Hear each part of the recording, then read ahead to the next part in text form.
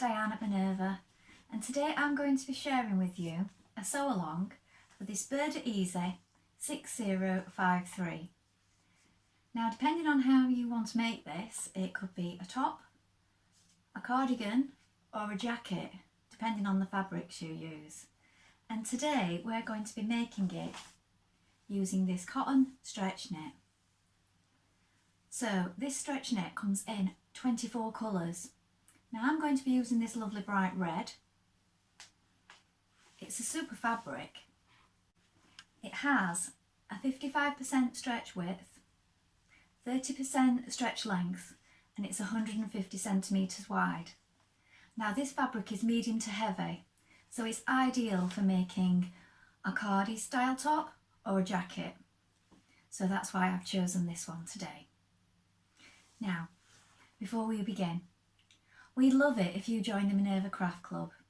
If you join the Minerva Craft Club, you will get 10% off all your orders for a whole year, so that's a really good deal. You will also get 10% off anything you order today. Also, why not go ahead and create a free account? When you create a free account, you will be able to share your projects with like-minded sewers from all over the world, gain inspiration, share fabrics, notions and ideas all in one place. It's just a really good place to gather all your thoughts, future projects and notions so that you can come back to them at a later date when you have time to make them. You can also share videos such as this one. So why not go ahead and do that now? Now, should you wish to sew along with me today, everything that I use today will be linked in a bundle below. So all you have to do is click on it and you'll get everything you need. So you will receive the fabric in the colourway of your choosing, the pattern, some stretch needles, these jersey needles I'm using today. You'll also receive a stretch twin needle because we will be using a twin needle, and of course a matching thread. So just click on the bundle and you'll be ready to go. Now, before we begin, you want to go ahead and wash and prepare your fabric as you would normally. So if you normally wash and tumble dry, go ahead and do this now, and this will save on any shrinkage and mistakes later on because we don't want to ruin our lovely makes. Then you want to check your pattern and have a look at the sizes on the back. So you want to check the pattern based on your measurements and not on your standard dress size. So go ahead, check along with the measurements here. And on these Burda patterns, you'll also find inside with the pattern pieces, there is a more detailed measurement guide. So here we have it, I've cut it off to show you here.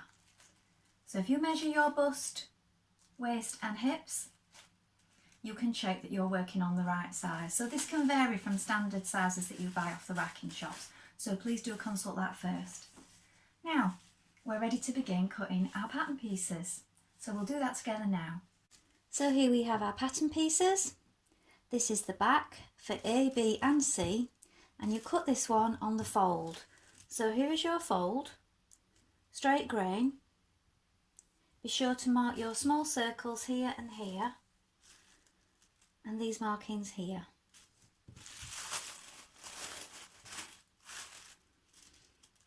Here is the hemline for A and B, so you turn it up there, you cut there. Here is your hem fold for C, which is the one that we're making today, and you cut here. So it's a 1.5 centimetre seam allowance, but 3 centimetres on the hem. Here we have the front for A, B and C. You're going to cut 2. Here is the centre front, the straight grain.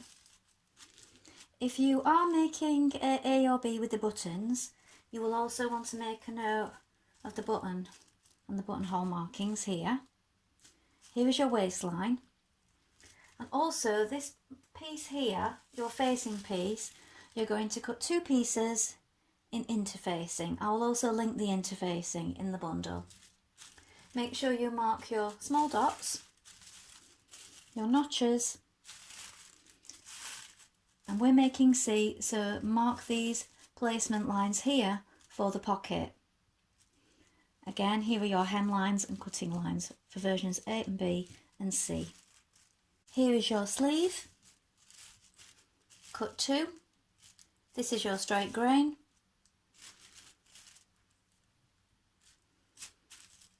Lengthen or shorten.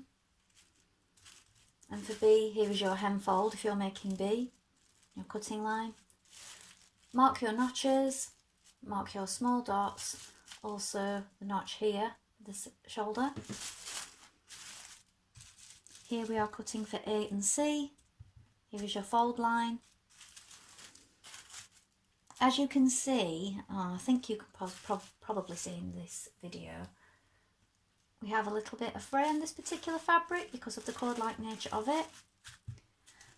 So I'm going to overlock my pieces before I begin. You may want to zigzag. I normally leave that till later, but on this particular fabric, I'm going to overlock it first. Here we have your pocket piece for version C. The straight grain is here, cut 2. And here we have the back facing, so you're going to cut 1 on the fold and you're going to cut 1 in interfacing. Mark these small circles. So now we're going to begin sewing our pattern pieces together. So first of all, you want to make sure that you put some of your thread on 2 spools. So the reason we're putting it on 2 spools is because we're going to be using a twin needle in a little while. So you've got some ready on a spare one. So we'll put that to one side. Also make sure that you have your jersey needle in or a stretch ballpoint needle in your machine, and we're ready to begin. So the first job we're going to do is we're going to stitch together our shoulder seams. So here we have our pieces with right sides facing and our shoulder seam. Now I'm going to do mine just less than 1.5 because I took a tiny amount off here when I overlocked those edges to stop them fraying. So if you haven't done this, a 1.5 centimetre seam allowance, and if you took a tiny little slither off with the overlocker, just reduce this accordingly.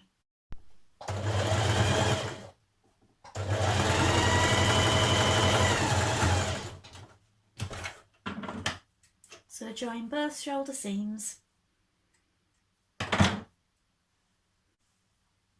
Now you're going to bring your side seams together. So right sides facing, bring them together at the underarm.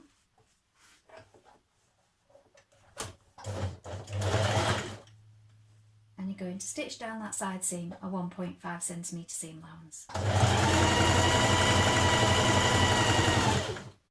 So next you want to take your back facing, pin it with your front facings at the shoulder point, like so, with right sides facing together. So what I've done, I made another mark because I didn't entirely rely on that mark from the pattern. I like to fold it in half and just double check where my centre point is at the back. So I've made a little choke mark there. I've done the same on my facing just so it's super accurate, and then I've joined it there with a pin. And then you pin your facing here to your front facing, and then we're going to stitch that shoulder seam here.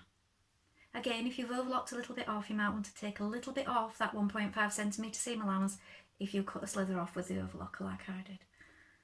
So we'll stitch that now.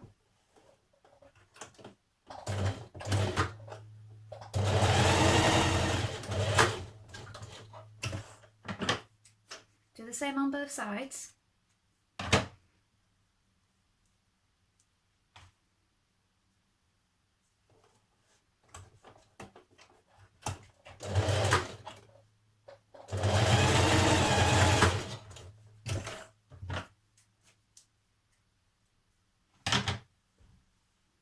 And then when you've done that, you're ready to stitch it all the way around the neck. So open up those seams and match up those shoulder seams here.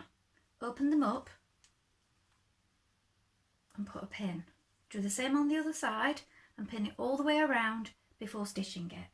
Now that you've stitched that on, you're going to want to snip this at an angle here, trim it closer and snip it all the way around. so that it lies nice and flat, and you may want to get rid of some of this bulk at the shoulders as well. So I'm going to do that now. I'm going to change to your twin needle. So I've put my twin needle in, and you've got one thread on as usual. So you thread one side of the needle.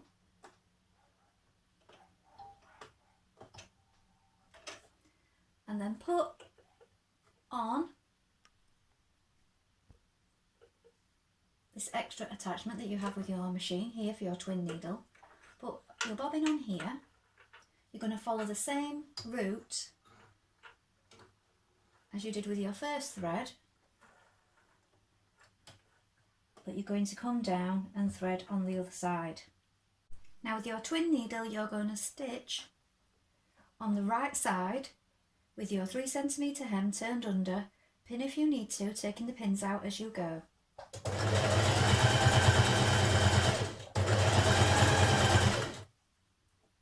And this will maintain that stretchiness on your hem. It also gives a nice finish on the other side. Now turn your facing to the inside. Now I've pinned mine down before I begin. Again, with your twin needle, you're going to stitch around your neckline to keep that facing in place, and you're going to do that 2.5 centimetres away from the edge. Now I've made a little chalk mark here and on the other side when I arrive at it, just so that to try and keep me in line perfectly at the front where those two pieces are going to come together. So just try and keep that the same distance the whole way around. You can mark it the whole way around with chalk if you wish, it will come off.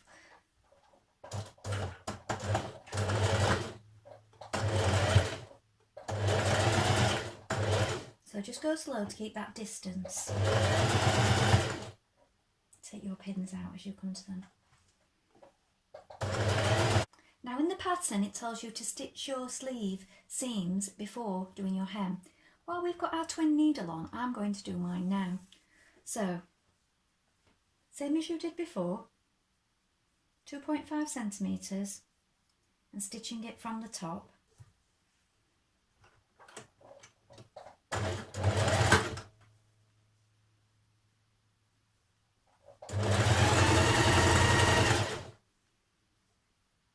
Now you can do it this way, it doesn't really make a difference.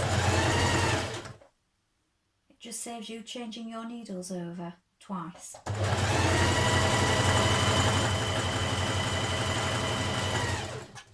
So if you do that on both sleeves, you can then stitch your seam after and then press that open.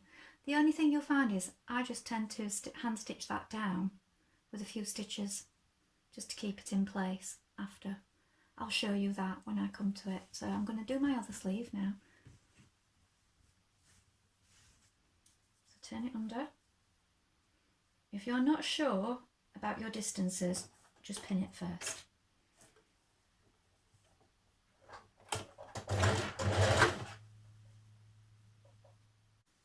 So fold your sleeve in half, bring your seams together, starting at the shoulder here, regular needle back in, regular jersey needle,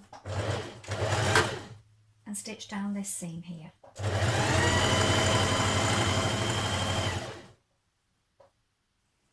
Be sure not to stretch and to get your hem lined up when you arrive at it.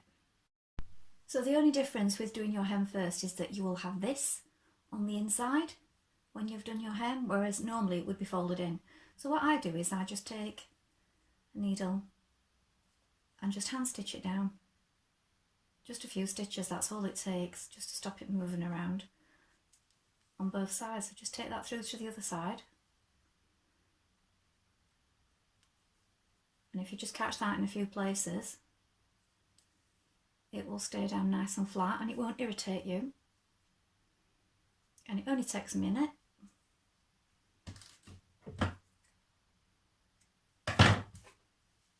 You can see that's still flat, and it saved me changing the twin needle over twice doing it that way. Now you want to get your sleeve with right sides facing, you're going to match it. So you've got your chalk mark here, the shoulder, so match that to the shoulder seam, pressing it outwards, put a pin there, match your underarm seam, make sure you've got it the correct way, so the back piece to the back of the jacket, so that means you should be following your notches. So make sure you've got the right one, you've not got it going to the wrong side. And then when you've done that, easing it in as you go, you're going to place pins the whole way round before you stitch it. Make sure you've got a nice fit there. And now we're going to stitch that in. So I'm just going to take my pins out as I go. Open up those seams so that they're lying nice and flat. A back stitch at the underarm.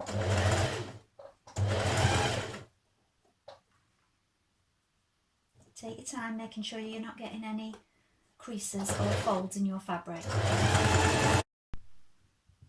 Now you can turn back your facing and sew it down by hand at the bottom. Now in the pattern it did state that you can stitch by hand or baste all the way around the neck before doing the top stitching. Now I chose to pin it and top stitch it with the twin needle, and I feel that was sufficient. You can top stitch there as hand stitch there as well if you wish. That is entirely up to you, but you do need to do it at the bottom just to keep this facing in place.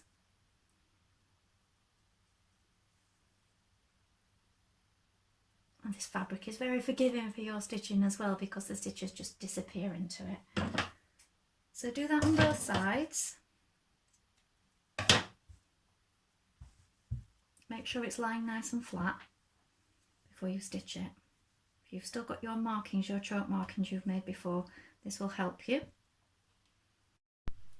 Now you're going to stitch 1 centimetre turnover on the top of your pockets.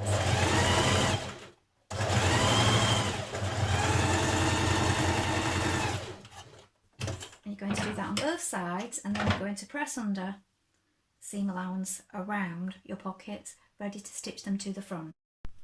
When you've stitched one pocket on one side, I like to double check by folding it over and checking that the pocket I'm working on now is exactly the same size. Sometimes, without realising it, you fold one over a little bit more on one side. So I've just double checked that, and I've adjusted this one a little bit because my other one looked just a touch bigger. So please do check that before you finish off, and it'll save you any unpicking. So now we're finished, and it's a really good fitting jacket or cardigan, whatever you want to call it. It's got a nice neckline.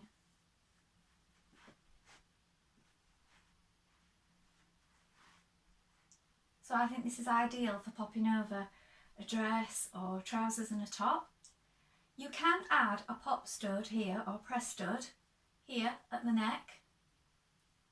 I've chosen to leave mine as it is because I think that is a nice finish for version C without any buttons or fastenings.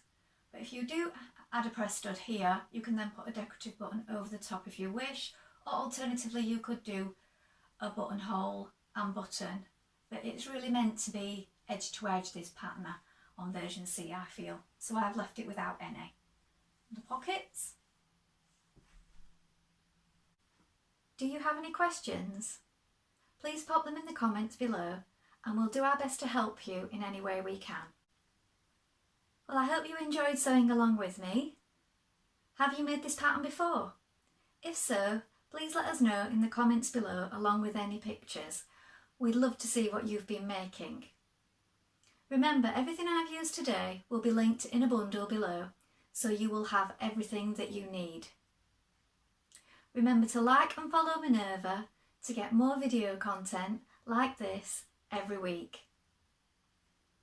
Well, that's all for today, and I hope to be back with you with another sew along really soon. Bye for now.